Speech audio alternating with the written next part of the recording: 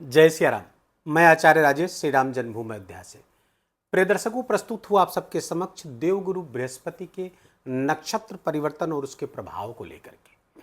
देवगुरु बृहस्पति 13 अगस्त 2025 को अपनी वर्तमान राहु का नक्षत्र आर्द्रा नक्षत्र को छोड़ करके अपने स्वयं के नक्षत्र पुनर्वसु नक्षत्र पर गोचर कर जाएंगे और यहां पर वो रहेंगे 18 जून 2026 तक। बड़ा लंबा कार्यकाल यहाँ पर बिताने वाले हैं देवगुरु बृहस्पति। और ये देवगुरु बृहस्पति का पुनर्वसु नक्षत्र पर गोचर करना अत्यंत ही महत्वपूर्ण है और अत्यंत बड़ी घटनाओं को क्रिएट करने वाला है। क्यों होगा, कैसे होगा और कब होगा, इन तीनों पर चर्चा हम करेंगे। प्रारंभ में बता दूं, वीडियो आपके चंद्र राशि पर आधारित है। यदि आपको अपनी चंद्र राशि नहीं पता है तो अपने प्रचलित नाम के आधार पर इस वीडियो को देखकर लाभ उठा सकते हैं। वृश्चिक राशि के जातकों के लिए देवगुरु बृहस्पति का यह गोचर उनके अष्टम स्थान पर होगा। आप ये कह सकते हैं कि देवगुरु बृहस्पति का अष्टम स्थान पर गोचर तो पिछले मई से चल रहा है, लेकिन यहां पर एक परिघटना ये घट रही 13 अगस्त को कि देवगुरु बृहस्पति यहां पर अभी तक 13 अगस्त के पहले तक राहु के नक्षत्र पर थे, आर्द्रा नक्षत्र पर थे। आर्द्रा नक्षत्र और राहु से देवगुरु बृहस्पति का संबंध अच्छा नहीं है। यहां पर राहु देवगुरु बृहस्पति विचलित रहते हैं, चाहे राहु के साथ बैठे या राहु के नक्षत्र पर आए। राहु के साथ बैठते हैं तो गुरु चांडाल योग जैसा दुर्योग बन जाता है कुंडली में, और जब उसके नक्षत्र पर आते हैं तो कमोबेश वैसा ही प्रभाव देते हैं। इसलिए वृश्चिक राशि के जातकों के को मई से जब देवगुरु बृहस्पति यहां पर आए हैं कोई अच्छा परिणाम प्राप्त नहीं हो रहा है। समस्याएं, बाधाएं, रुकावट, चिंता ये बढ़ा दिए हैं, समस्याओं को बढ़ाए हैं देवगुरु बृहस्पति यहां पर आने पर। लेकिन होना तो ये चाहिए था कि अच्छा करते, क्योंकि ये आपके लिए इनका फंक्शनल रोल देवगुरु बृहस्पति का वृश्चिक राशि के लिए बहुत शुभ है, बहुत सकारात्मक है। धन स्थान के स्वामी भी यहां पर हो जाते हैं। तो कुल मिलाकर के देवगुरु बृहस्पति का तो बहुत अच्छा परिणाम आपको प्राप्त होना था, लेकिन केवल आर्द्रा नक्षत्र पर गोचर के कारण अच्छा परिणाम नहीं प्राप्त हुआ। लेकिन 13 अगस्त को वो घटना घटेगी जब देवगुरु बृहस्पति अपने ही नक्षत्र पर आ जाएंगे।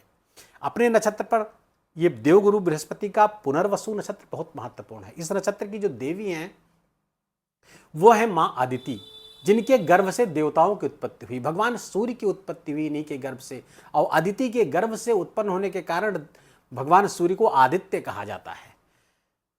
अब ये चूंकि देवी अदिति का नक्षत्र है तो मां की तरह ये केयर करने वाला नक्षत्र है, मां की तरह ही पालन पोषण करने वाला नक्षत्र है, इसलिए भी ये महत्वपूर्ण है।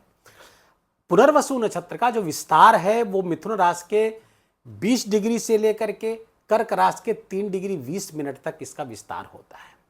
पुनर्वसु नक्षत्र की 4 बहुत महत्वपूर्ण विशेषताएं हैं, जिसको कि आने वाले दिनों में इस वीडियो में मैं समझाऊंगा कि वो चारों चीजें कैसे घटित होंगी आपके जीवन में।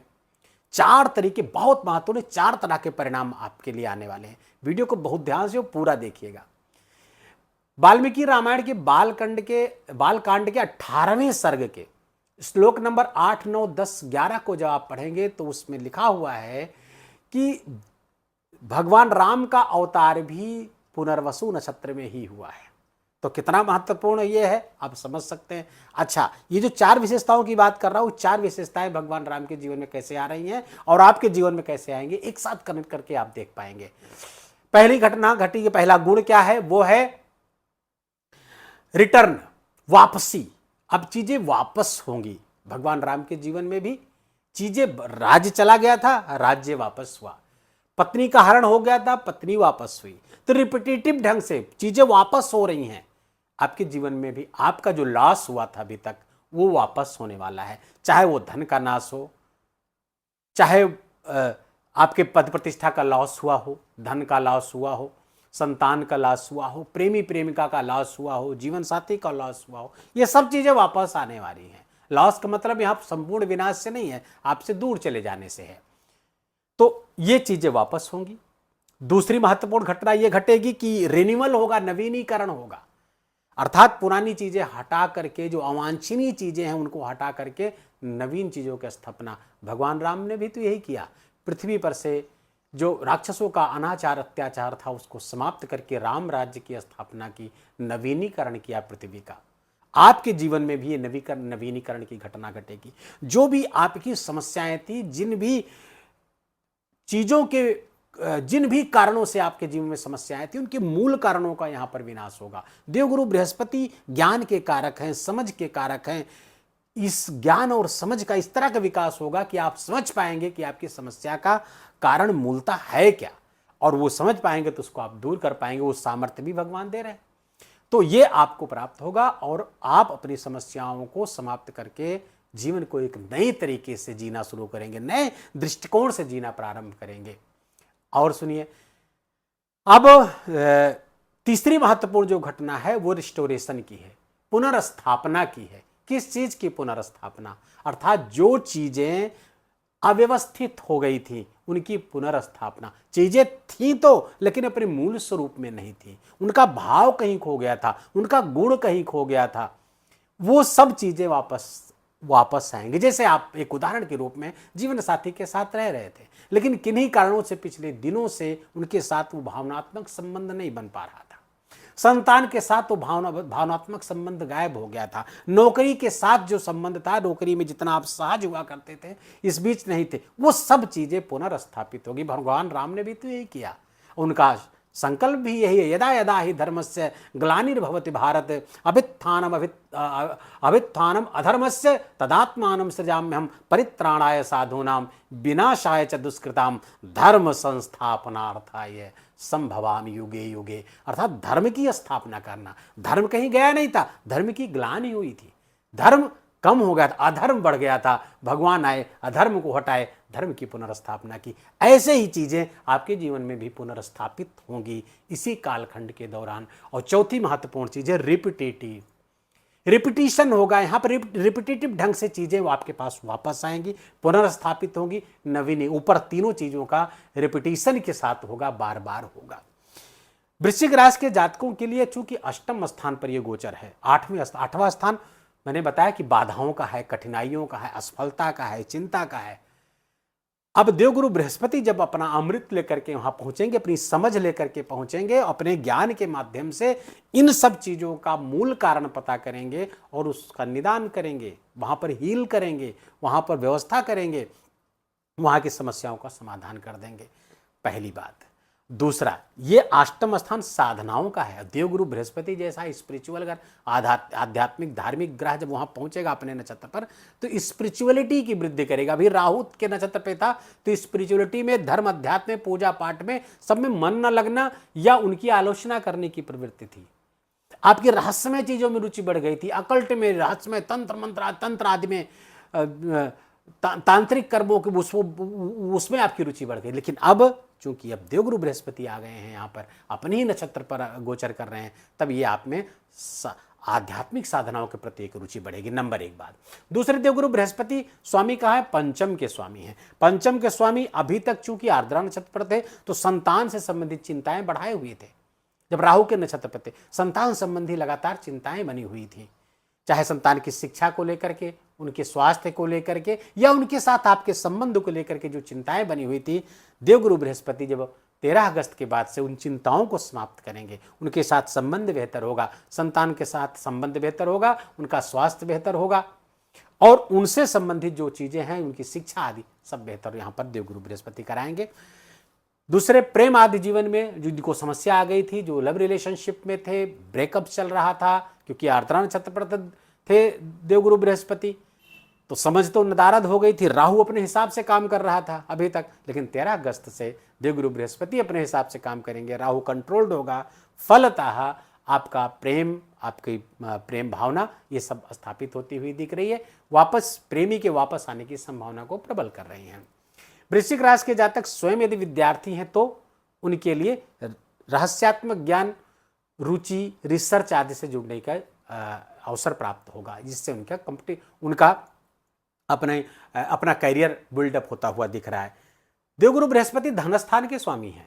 अष्टम स्थान पर आकस्मिकता का स्थान है, ये सडननेस का स्थान है।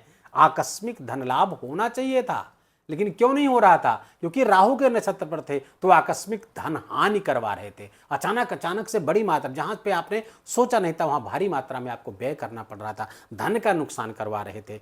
लेकिन अब चूंकि अपने नक्षत्र पर आ जाएंगे राहु का नक्षत्र छोड़ करके, तो अब ये आकस्मिक लाभ की स्थिति बनती हुई दिख रही है। अब चूंकि आप ये बदलाव के स्थान पे थे, राहु के नक्षत्र पे थे, तो बदलाव आया, ट्रांसफर आया, स्थान परिवर्तित करना पड़ा आपको। जिन बहुत सारे वृश्चिक राशि के जातकों को देखने को मिला होगा, ना चाहते हुए भी ट्रांसफर, गलत जगह पे चले जाना, वहां पर सहज ना हो पाना, आदि आदि समस्याएं, नौकरी के क्षेत्र में समस्या। लेकिन अब चूंकि देवगुरु बृहस्पति आए हैं, अब वो आकस्मिक चीजें सकारात्मक हो गया, आकस्मिक बड़े लाभ हो जाएंगे, आकस्मिक ऐसे थॉट प्रोसेस आपको हो जाएगी, बड़े धन लाभ की स्थिति बना रहे, कुटुंब में अच्छा, परिवार में कुछ अच्छा होता हुआ दिख रहा है, ये सब बहुत बेहतर होगा। देवगुरु बृहस्पति की जो दृष्टि है वो द्वादश स्थान पर पड़ रही है। फॉरेन से कनेक्शन बन करके आकस्मिक लाभ हो सकता है, डोनेशंस पे खर्च करेंगे, मेडिटेशन, योगा आदि में आपकी रुचि बढ़ने वाली है। देवगुरु बृहस्पति की जो 7वीं दृष्टि धन स्थान पर पड़ रही है उसकी चर्चा मैं कर चुका हूं। देवगुरु बृहस्पति की जो 9वीं दृष्टि है चतुर्थ स्थान पर पड़ रही फलता, मान प्रतिष्ठा बढ़ेगी, माँ के स्वास्थ्य का थोड़ा सा ध्यान रखने की आवश्यकता होगी। बाकी यहाँ पर मान प्रतिष्ठा, घर, वाहन, इस सब का सुख आपको प्राप्त होता हुआ दिख रहा है। अब चूंकि 13 अगस्त से लेकर के 18 जून 2026 का लंबा कालखंड है, इसमें कुछ तिथियां बहुत महत्वपूर्ण, उसको आप जान लीजिए। 18 अक्टूबर 2025 को एक बड़ी घटना घट जाएगी, जब देवगुरु बृहस्पति इस राशि को छोड़ करके इसी नक्षत्र पर गोचर करते हुए कर्क राशि अपनी उच्च राशि पर चले जाएंगे। जबरदस्त समय वृश्चिक राशि के जातकों के लिए आ जाएगा, जबरदस्त। भाग्य स्थान पर देवगुरु बृहस्पति का स्वयं के नक्षत्र पर गोचर करते हुए और अपनी ही उच्च राशि पर गोचर करना और भाग्य स्थान पर गोचर करना, जहां के वो स्वयं कारक हैं, जबरदस्त परिणाम प्राप्त होगा। लेकिन वो कुछ समय के लिए होगा, 18 अक्टूबर से लेकर के 5 दिसंबर के मध्य में। 5 दिसंबर को पुनः घूम करके यहां आ जाएंगे और जिस तरह से लाभ कराने की बात कह रहा था वो कराएंगे। लेकिन 2 जून 2026 को एक घटना और घटेगी, जब देवगुरु बृहस्पति लंबे समय के लिए इसी उच्च राशि पर आ जाएंगे। वो बहुत बड़ी परिघटना होने वाली है वृश्चिक राशि के जातकों के लिए। बहुत तरह के जबरदस्त लाभ आपको प्राप्त होंगे, शिक्षा, संतान, धन, व्यक्तित्व, सब आपको वहां प्राप्त होना एकदम सुनिश्चित करेंगे। कब से? 2 जून के बाद से। वीडियो को यही विराम दें, इसके पहले उपाय जान लीजिए। विष्णु सहस्त्र नाम का पाठ करिए 2 समय, एक बार सुबह, एक बार शाम को। 2 समय न कर पाए तो एक ही बार करिए, लेकिन करिए आवश्यक। और अगर ये बड़ा लगता है, आपको नहीं कर पाते हैं, तो ओम नमो नारायणाय मंत्र का जप या ओम नमो भगवते वासुदेवाय मंत्र का जप 1000 बार कम से कम करिए। 11 माला का जप करेंगे तो बहुत अद्भुत परिणाम आपको प्राप्त होगा। वीडियो को यहीं विराम देंगे। वीडियो अच्छा लगा हो, आपके काम का लगा हो, मेरा बोलना आपका सुनना दोनों सार्थक हुआ हो, तो कृपा करके इस वीडियो को लाइक करिएगा, अपनों के साथ शेयर करके उनको भी इसका लाभ दीजिए। कमेंट में जाकर के जय सिया राम लिखना बिल्कुल भी मत भूलिएगा। मेरा विशेष निवेदन, विशेष आग्रह आपसे। चैनल पर नए हैं तो इसको सब्सक्राइब कर लीजिए, बेल आइकन की घंटी दबा लीजिए। प्लीज़ अपना बहुत बहुत ख्याल रखिए। जय जय सिया राम।